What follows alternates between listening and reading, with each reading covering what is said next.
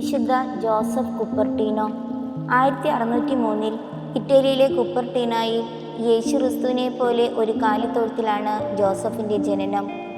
മരപ്പണിക്കാരനായ പിതാവ് വളരെ ചെറുപ്പത്തിൽ തന്നെ മരിച്ചിട്ടും പലതരം പഠന വൈകല്യങ്ങളുണ്ടായിട്ടും അടിയുറച്ച പ്രാർത്ഥനാ ചൈതന്യത്തിൽ വളർന്നു വന്ന ജോസഫ് തൻ്റെ 25-ാം വയസ്സിൽ ഒരു കപ്പൂച്ചിൻ പുരോഹിതനായി അഭിഷിക്തനായി.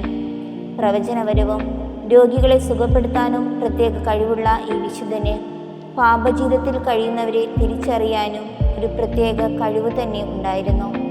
പരിശുദ്ധ കന്യകാമറിയത്തിനോടുള്ള പ്രാർത്ഥനയുടെ സമയത്തും പരിശുദ്ധ കുർബാനയുടെ സമയത്തും പലപ്പോഴും കാലിൽ നിന്ന് ഉയർന്ന് അന്തരീക്ഷത്തിലൂടെ ജോസഫച്ചൻ പറക്കുന്നത് എന്നും പലർക്കും ഒരു അത്ഭുതമായിരുന്നു.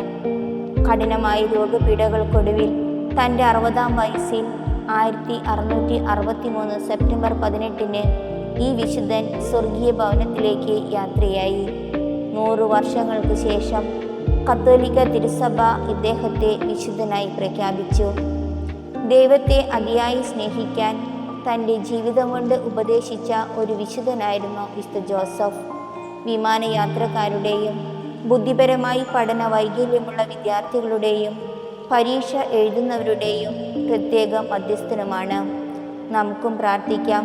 കുപ്പർട്ടീനായിലെ മഹാനായ വിശുദ്ധ ജോസഫ് പുണ്യവാള, മറ്റുള്ളവർ ബുദ്ധിശൂന്യമായി മുദ്ര കുത്തിയിട്ടും അങ്ങ് ദൈവത്തിന് മുമ്പിൽ ശ്രേഷ്ഠനായിരുന്നല്ലോ. ജീവിതത്തിലെ പരീക്ഷകളിൽ തോറ്റുപോകാതെ ദൈവസ്നേഹത്തെ പ്രതി എല്ലാറ്റിനെയും നേരിടാനുള്ള കൃപ ഞങ്ങൾക്കും വാങ്ങിത്തരണമേ. ആമേൻ.